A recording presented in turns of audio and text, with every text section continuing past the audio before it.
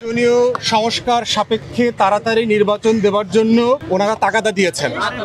দ্বিতীয় একটা বক্তব্য এসছে স্বরাষ্ট্র মন্ত্রণালয় এবং অন্যান্য বিষয় নিয়ে তারা বোধ করছেন যে সেবার একটা ঘাটতি সারা দেশে পরিলক্ষিত হচ্ছে, সেক্ষেত্রে সরকার এই ব্যবস্থা নেবে, কিভাবে কাজ করবে।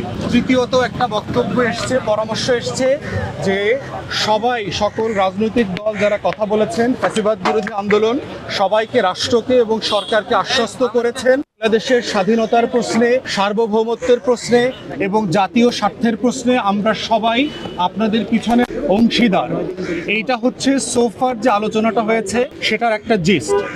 একজন সাবেক মিলিটারি অফিসার, যিনি একটা দলেরও প্রধান, তিনি বলেছেন যে ভারতের সাথে এই সম্পর্কের জায়গাটাকে উস্কানি এবং উদ্বেগের জায়গা থেকে কিভাবে একটা ভারসাম্যের জায়গায় নিয়ে আসা যায়, সেটার জন্য আমরা যেন কাজ করি। দু একজন পরামর্শ দিয়েছেন যে সংখ্যালঘুদের ব্যাপারে আমরা একটা জাতীয় কমিশন করতে পারি কিনা।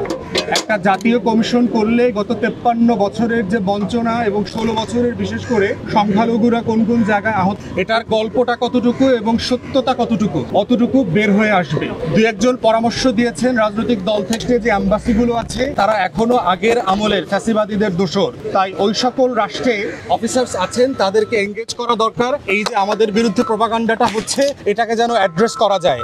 একটা পার্টিকুলার পরামর্শ এসছে, সেটা হচ্ছে যে রাষ্ট্রের পিআর প্রপাগান্ডাকে হ্যান্ডেল করবার জন্য একটা পিআর সেল করা দরকার, যে কিভাবে এই প্রপাগান্ডাটা বাংলাতে, ইংরেজিতে আমরা কাউন্টার করতে পারি দেশে বিদেশে এবং বিভিন্ন টেলিভিশনের মধ্য দিয়ে।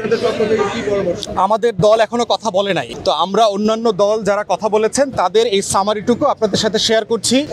প্রধান উপদেষ্টা ওনার ব্রিফিংয়ে বলেছেন যে বাংলাদেশ রাষ্ট্রে গণ অভ্যুত্থানের জায়গা থেকে আমরা সামনে এগোবার কথা ছিল, কিন্তু একটা মহল আমাদেরকে আবার গণ অভ্যুত্থানের আগের জায়গার সেই ফ্যাসিবাদী জায়গাতে ফিরিয়ে দিতে চায়, নিয়ে যেতে চায়। আমাদের মতো একটা উদার প্রোগ্রেসিভ যারা লিডারশিপে আছেন তাদেরকেও তারা হিন্দু বিদ্বেষী, হিন্দুদের শত্রু, ইসলামিস্ট একটা রাষ্ট্র পরিণত হয়েছে, জঙ্গি রাষ্ট্রে পরিণত হয়েছে, এই প্রচারণাগুলো করেছেন। তো সেক্ষেত্রে প্রফেসর ইউনূস সকল রাজনৈতিক দলগুলোকে আহ্বান করেছেন, আপনারা পরামর্শ দেন সবাইকে সাথে নিয়ে আমরা কিভাবে এই সিচুয়েশনটাকে কাউন্টার করতে পারি।